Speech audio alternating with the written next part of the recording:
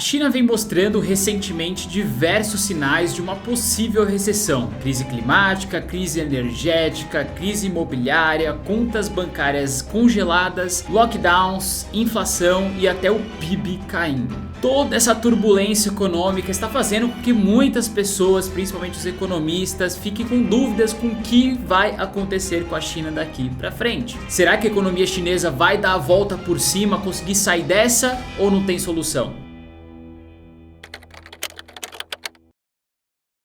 Agora, o maior questionamento em si também é sobre o que aconteceria se a China entrasse em recessão. O que aconteceria com o Brasil, com os Estados Unidos, com o mundo como um todo. A gente sabe que a gente vive num mundo totalmente globalizado, então qualquer outro país que venha entrar em recessão pode sim afetar uma cadeia como um todo. Antes de a gente falar diretamente sobre os impactos gerais como um todo, né, explicando um pouquinho cada um deles, é legal citar o que está acontecendo com a China rapidamente para vocês relembrarem. China vem enfrentando uma crise imobiliária onde os preços das casas aumentaram desde 2018. Resumidamente, o que aconteceu foi que a população chinesa começou a ver que estava tendo muitas construções lá na China e que os preços estavam se valorizando bastante. Isso chamou bastante a atenção deles para colocar o pezinho também nos imóveis e ganhar um dinheiro com isso, com uma venda de um imóvel. E só para vocês terem ideia, os imóveis chegaram a custar 23 vezes a renda anual dos chineses. As construtoras, vendo que estavam vendendo todas as casas que eles estavam construindo, começaram a fazer um tipo de alavancagem pouco saudável. Simplesmente eles começavam a construir algumas casas, vendiam para algumas pessoas, não terminavam, aí pegavam o dinheiro dessas pessoas e construíam outras casas, vendiam novamente e não terminavam e faziam essa bola de neve infinita. Isso gerou cerca de 225 milhões de metros quadrados inacabados. E sem começar a entregar os imóveis, as pessoas pararam de começar a comprar, já que elas não iriam receber o que compraram. E a Evergrande, que é uma das maiores construtoras da China, na parte ali imobiliária, acabou fazendo uma dívida de 300 bilhões de dólares, já que as pessoas meio que estavam dando calote nos financiamentos dos próprios imóveis que eles construíam. Só para vocês terem ideia, cerca de 25% do PIB chinês está atrelado ao setor imobiliário. Então, é como se fosse 25% da economia da China prestes a entrar em colapso. E aí as coisas começaram a se tornar um pouco mais preocupantes, situando com uma crise financeira.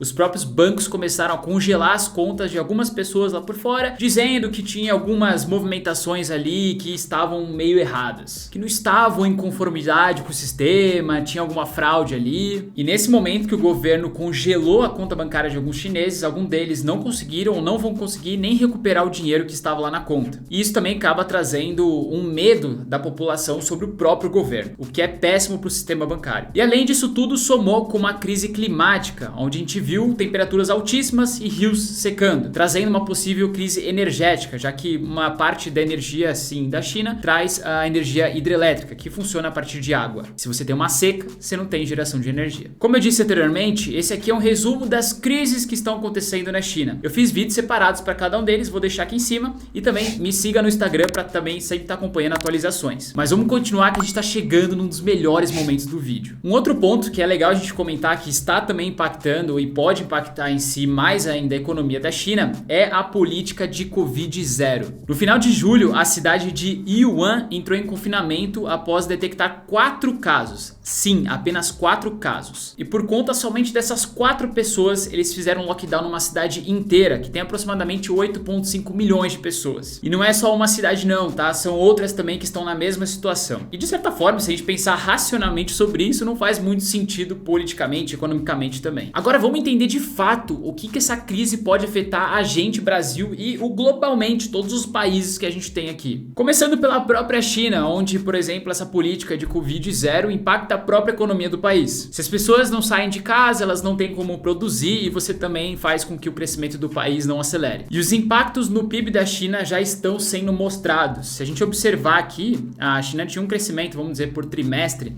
de 5 a 8%. Começou a cair aqui, no segundo trimestre de 2022 bateu 0,4%, é quase nada, é quase ficar no 0 a 0.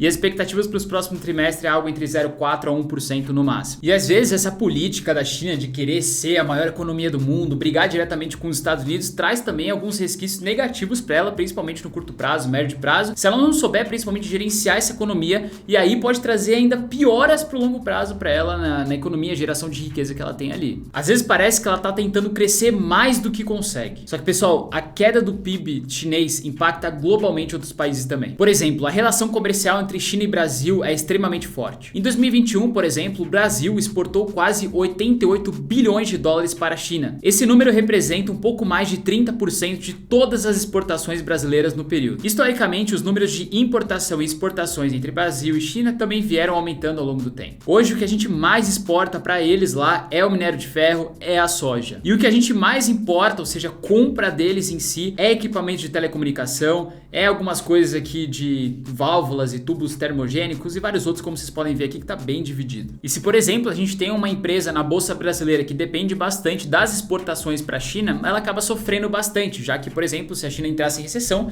deixaria de comprar bastante do Brasil ou em menos quantidade, e isso afetaria algumas empresas. Por exemplo, a própria Vale, JBS, Brasil Agro também. A gente tem um outro exemplo muito importante. Essa crise imobiliária que está acontecendo lá na China pode ser um impacto fortíssimo para nossas exportações de minério de ferro para lá, já que eles teriam uma menor construção de casas e, de certa forma, uma menor demanda por esse tipo de commodity. A própria Vale é um grande exemplo disso. Ela tem mais de 45% de sua receita vindo de exportações de minério de ferro para a China. Ou seja, se o minério de ferro, que é, por exemplo, esse gráfico aqui laranja, cair o preço, né, por conta da menor demanda, a Vale também tem a tendência de cair o preço na bolsa de valores, já que você pode ver que tem uma correlação muito grande, né? Então, em azul a Vale, em laranja a gente tem o preço do minério de ferro e você vê que elas andam muito juntas. Então, se você tem uma queda do preço do minério de ferro, você tem uma queda das ações da Vale também. Com, de certa forma, menores exportações para a China, o nosso PIB ele pode chegar a diminuir, tá? Isso é um impacto direto pra gente. Só que o pior disso tudo não é só com o Brasil também, não. É com os Estados Unidos, são com outros países que ela exporta. Os Estados Unidos é um dos maiores parceiros comerciais da China hoje. Em 2021, por exemplo, importaram cerca de 500 bilhões de dólares do país asiático. E a gente pode observar que historicamente esse número vem crescendo ano a ano, ou seja, cada vez mais os Estados Unidos importa da China. Como vocês podem observar, dessas importações, 27% que vem da China são equipamentos eletrônicos. A União Europeia também não está distante disso, também importa muito da China. A gente pode ver nesse gráfico aqui que as importações da União Europeia da China também vieram aumentando ao longo do tempo. E só em 2021, a União Europeia importou mais de 550 bilhões de dólares da China. E grande parte desses produtos que a União Europeia importa em si são ali maquinários, parte de veículos em si, parte de manufatura, coisas que relativamente são bastante representativos para um crescimento de um PIB de um país ou de uma União Europeia como um todo. Fora os outros países, né, como Hong Kong, Japão, Alemanha, Coreia do Sul, que também importam da China e teriam impactos caso a China viesse a entrar em crise em si. O que eu queria dizer e mostrar para vocês é o quanto todo mundo quase depende um pouco da China, né? O quão eles são grandes economicamente, são o segundo maior hoje do mundo. Não tem como a gente negar que a gente não tem influência com eles. E aí você começa a pensar isso numa escala global, o quanto isso iria afetar uma cadeia como um todo, uma embaixo da outra. Porque, por exemplo,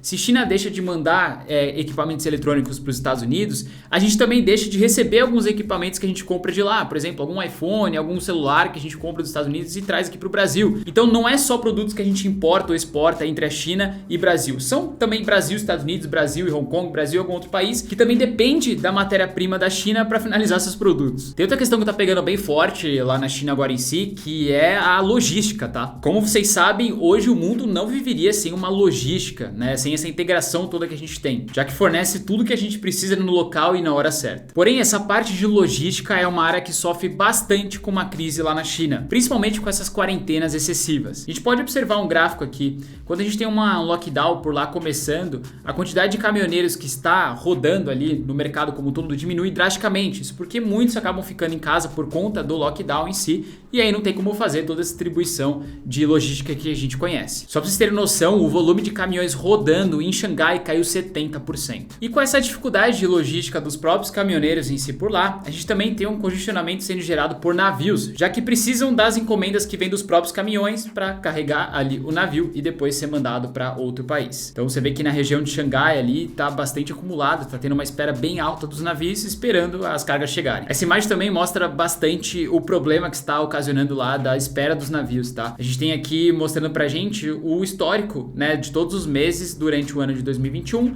e durante a média de 2017 a 2021, que é esse gráfico aqui. E esse aqui saindo muito fora da curva curva em vermelho é agora o ano de 2022, a quantidade de navios que tem esperando lá para ser colocado carga e depois ser mandado para um outro país. A gente sabe o quão isso pode impactar a cadeia como todo de suprimentos e também de logística, que é muito necessária. O frete acaba ficando mais caro, a demora também aumenta, a procura também acaba sendo muito mais alta do que a oferta, e a gente sabe que isso tudo pode acontecer. E já movimentando essa parte aqui de navios pro e-commerce no Brasil, a gente tem um certo impacto. A gente sabe que tem muita gente que compra, por exemplo, pelo AliExpress, né, que vem da China para trazer para cá, e pode acabar demorando um pouco mais, ficando até um pouco mais caro. Isso pode, de certa forma, até impactar um pouco a Black Friday, as vendas aqui no Brasil. Já que a gente sabe que tem muitos produtinhos, nem que seja o produto final, mas alguns que compõem esse produto final vêm da China, ou algum semicondutor em si, algum chip que faz parte da TSMC, por exemplo. Então o impacto em si pode ser em várias áreas ali comerciais e tecnológicas que a gente possa ver nos Estados Unidos, na China e em outros países. E parece que não, mas existe sim uma possibilidade de uma recessão econômica lá na China, tá? Não é impossível, a galera acha que tudo,